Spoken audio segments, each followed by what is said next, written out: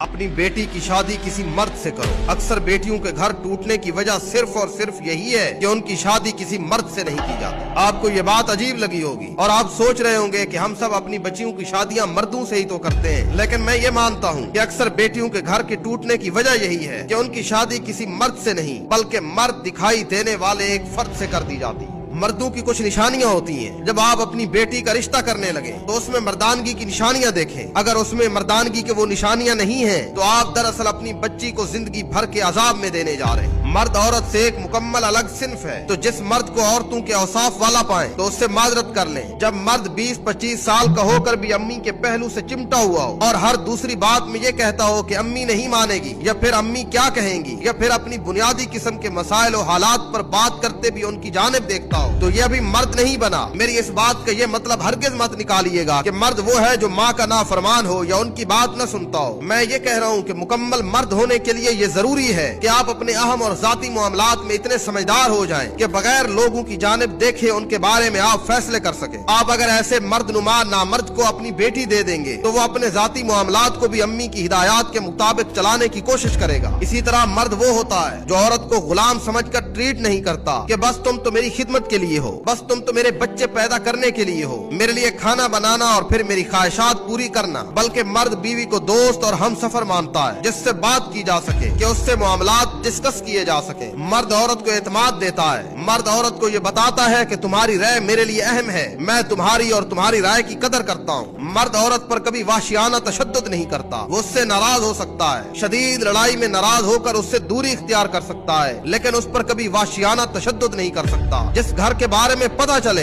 कि वहाँ औरतों पर वाशियाना तशद्दुद किया जाता है, चाहे उसका भाई करता है या उसका बाप करता है, उस घर से दूर रहे, क्योंकि उस घर में यही सिखाया गया और वो आपकी बच्ची के साथ भी यही करेंगे। और असल मर्द वो होता है जो सिर्फ अपने बनाव सिंगार में न लगा रहे, बल्कि उस मर्द में अल्लाह का खौफ हो और अपने ईमान को बचाने की फिक्र हो। बेटी हमेशा उसको दो जिसके दिल में खौफ खुदा हो। वो आपकी बेटी के बारे में भी अल्लाह से डरेगा। तुमने सब कुछ देखा, मकान देखा, डिग्री देखी, तुमने उम्र देखी, शक्ल देखी, तुमने दांतों का कलर तक देखा, तुमने उसके चलने का स्टाइल देखा, और अगर तुमने कुछ नहीं देखा तो वो उसकी मर्दानगी थी और उसके दिल में पाया जाने वाला अल्लाह का खौफ था।